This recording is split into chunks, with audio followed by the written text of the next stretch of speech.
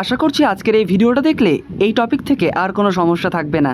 তো সরাসরি প্রথম প্রশ্ন, হেপাটাইটিস রোগে মানবদেহের কোন অঙ্গ আক্রান্ত হয়?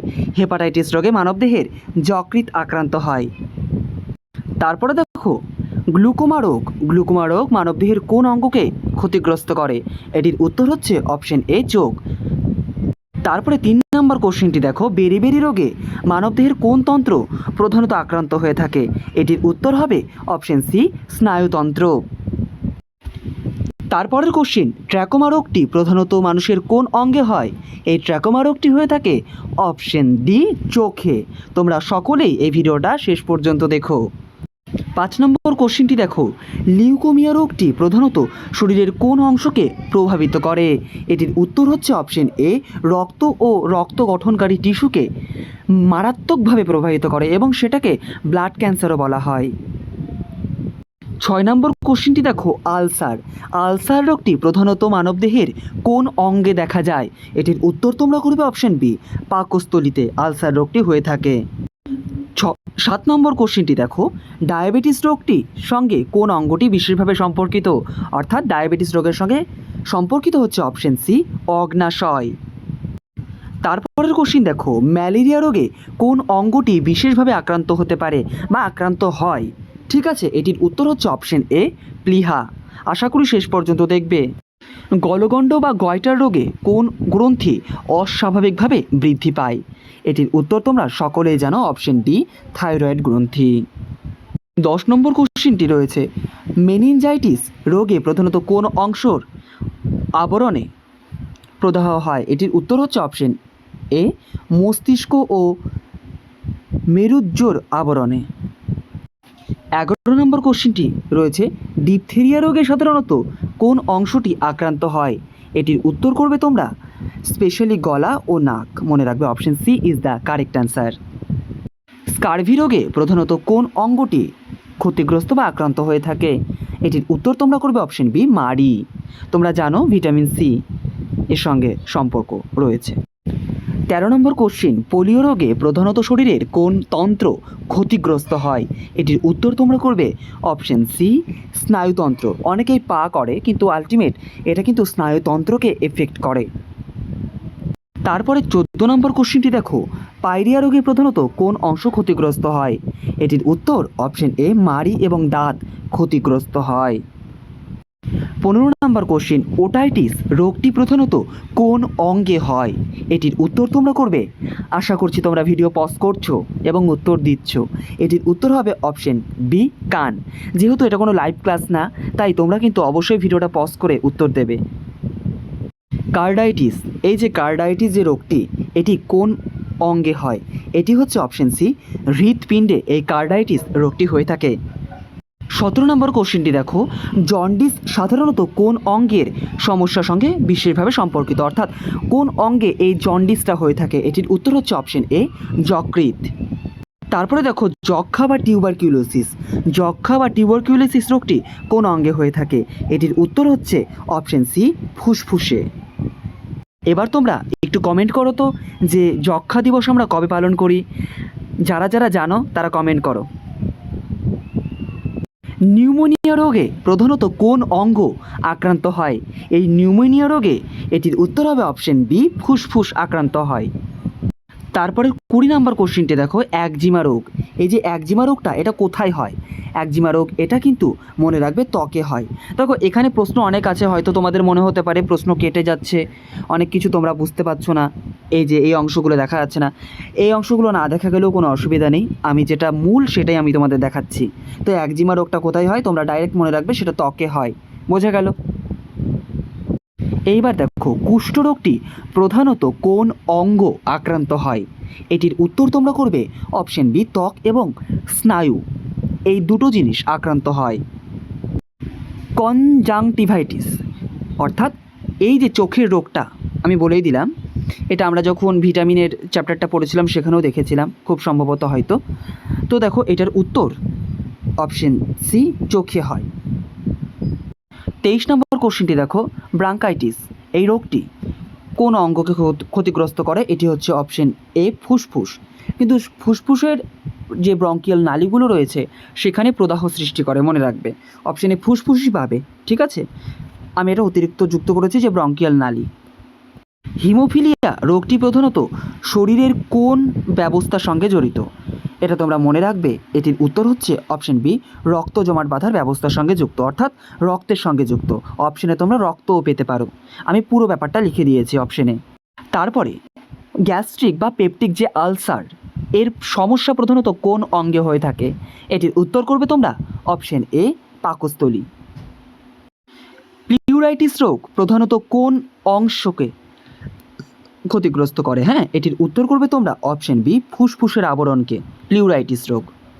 কোলাইটিস রোগ, এই কোলাইটিস রোগটি কিন্তু হয় অপশন এ, বৃহদান্ত্র। তারপরে গ্লসাইটিস রোগে প্রধানত কোন অঙ্গে প্রদাহ হয়? এটির উত্তর করবে তোমরা জিহ্বা। রিউম্যাটিজম রোগে প্রধানত কোন অংশ বা কোন অংশে সমস্যা দেখা দেয়? রিউম্যাটিজম, এটির উত্তর করবে অপশন বি, অস্থিসন্ধি। সাইনোসাইটিস রোগে প্রধানত কোন অংশে প্রদাহ হয়? এটির উত্তর করবে তোমরা অপশন সি, নাকের চারপাশের সাইনাস বা বায়ুথলি।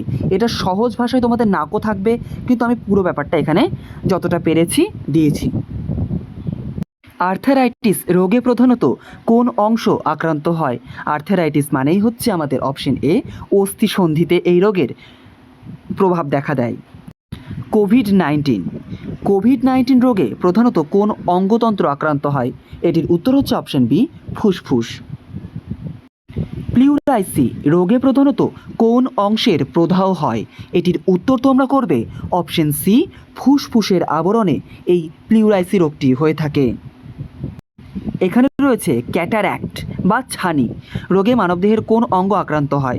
এখানে ছানি দিয়ে দিয়েছে বলে তোমরা অনেকেই পেরে গেছো, কিন্তু আসলে যদি ক্যাটারাক্ট থাকে এটা একটু ধরতে অসুবিধা হয়। তো ক্যাটারাক্ট ছানি ব্যাপারটা তোমরা বুঝে নাও। এটি থাকে অবশ্যই পেরে গেছো অপশন এ, চোখে। 35 নম্বর কোশ্চেন দেখো, মায়োপিয়া যে রোগটা হয় এটা কোথায় হয়? আমরা জানি মায়োপিয়া, হাইপারমেট্রোপিয়া, এটি চোখে হয়। তারপরে দেখো, ম্যালেরিয়া রোগে কোন অঙ্গটি আক্রান্ত হয়? ম্যালেরিয়া রোগে যে অঙ্গটি আক্রান্ত হয় সেটি হচ্ছে অপশন অনুযায়ী অপশন সি, প্লিহা। তারপরে প্যারালাইসিস বা পক্ষাঘাত প্রধানত শরীরের কোন তন্ত্রের সঙ্গে সম্পর্কিত? এটির উত্তর তোমরা করবে অপশন এ, স্নায়ুতন্ত্রের সঙ্গে সম্পর্কিত। 38 নম্বর কোশ্চেনটি রয়েছে, টনসিলাইটিস এই রোগে কোন অঙ্গ আক্রান্ত হয়? তোমরা জানো, এক কথায় অঙ্গ না, কোন অংশটা আক্রান্ত হয়? এটির উত্তর হচ্ছে অপশন বি, গলা। এটা আমরা আগেই দেখলাম যে মেনিনজাইটিস রোগে option C is the correct answer. এখানে কানও রয়েছে মস্তিষ্ক এবং মেরুরজ্জের পর্দায়। রাইনাইটিস, এই রাইনাইটিস রোগে প্রধানত কোন অঙ্গ আক্রান্ত হয়? এটির উত্তর করবে তোমরা অপশন এ, নাক। ফ্যারিঞ্জাইটিস অর্থাৎ ফ্যারিঞ্জাইটিস রোগে প্রধানত কোন অংশের প্রদাহ হয়? এটির উত্তর তোমরা করবে অপশন বি, গলা। করোনারি আর্টারি ডিজিজ এটা কোথায় হয়? এটা হচ্ছে অপশন ডি, হৃৎপিণ্ডে।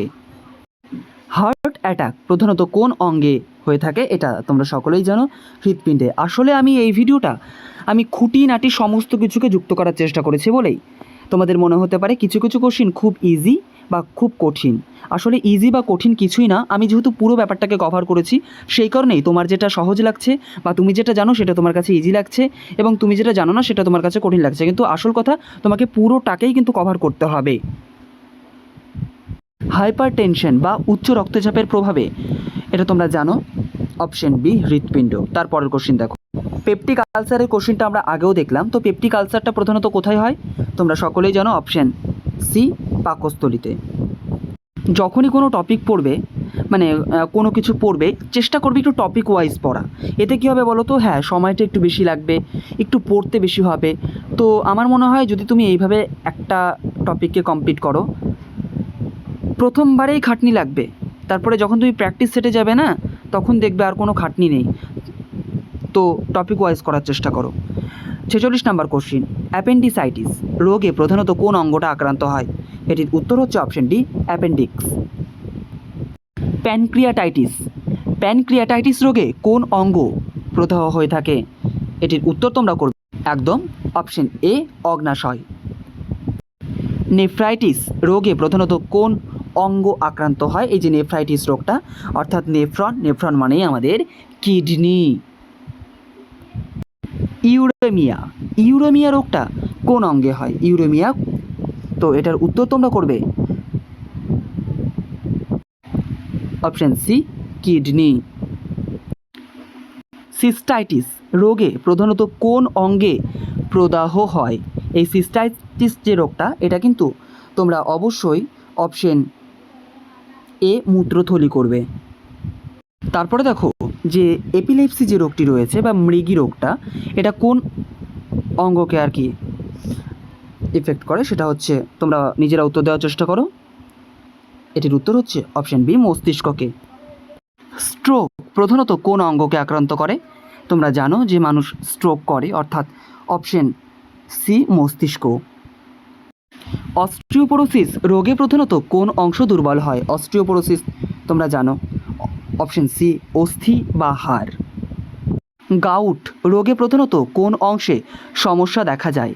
এই যে গাউট যে রোগটা, এটা কিন্তু অস্থি সন্ধিতে হয়ে থাকে, মনে রাখবে। ডার্মাটাইটিস রোগে, এটা অপশন বি, হাড়কে ক্ষতিগ্রস্ত করে, ত্বককে ক্ষতিগ্রস্ত করে। যদি কোনো কোশ্চেনে ডাউট মনে হয় নির্দ্বিধায় কমেন্ট করবে, আমি সেখানে কনফিউশনটা ক্লিয়ার করার চেষ্টা করব। আর যদি কোনো জায়গায় ভুলভ্রান্তি হয় তোমরা অবশ্যই কমেন্ট করবে, যদিও আমি 100% সচেতন থেকেই আমি কোশ্চেনগুলো করার চেষ্টা করছি। তোমরা এটা জানো, অ্যানিমিয়া বা রক্তাল্পতা প্রধানত কোনটির সঙ্গে সম্পর্কিত? অপশন এ, রক্তের সঙ্গে সম্পর্কিত। ডেঙ্গু রোগে প্রধানত শরীরের কোন অংশ বিশেষভাবে প্রভাবিত হয়? এটা তোমরা জানো, অপশন এ, রক্ত ও রক্তনালী। কলেরা রোগে প্রধানত কোন তন্ত্রের অঙ্গ আক্রান্ত হয়? এটির উত্তর হচ্ছে অপশন বি, পরিপাকতন্ত্রের। আমাশয় রোগে প্রধানত কোন অংশ আক্রান্ত হয়? এটির উত্তর তোমরা করবে অপশন এ, বৃহদান্ত্র। 60 নম্বর কোশ্চিন, রেবিস রোগে প্রধানত কোন তন্ত্র আক্রান্ত হয়? এটির উত্তর তোমরা করবে অপশন সি, স্নায়ুতন্ত্র। এইডস রোগে প্রধানত শরীরের কোন তন্ত্র আক্রান্ত হয়? তোমরা সকলেই জানো যে রোগ প্রতিরোধ করার যে ক্ষমতা, সেটা ধীরে ধীরে নষ্ট হয়ে যায়, তো এটার উত্তর হচ্ছে অপশন বি। বেরি রোগে প্রধানত কোন তন্ত্র আক্রান্ত হয়? এটির উত্তর করবে অপশন সি, স্নায়ুতন্ত্র। প্লুরিসি এই রোগটি কোন অংশে প্রদাহ সৃষ্টি করে? এটির উত্তর তোমরা করবে অপশন ডি, ফুসফুসের পর্দা।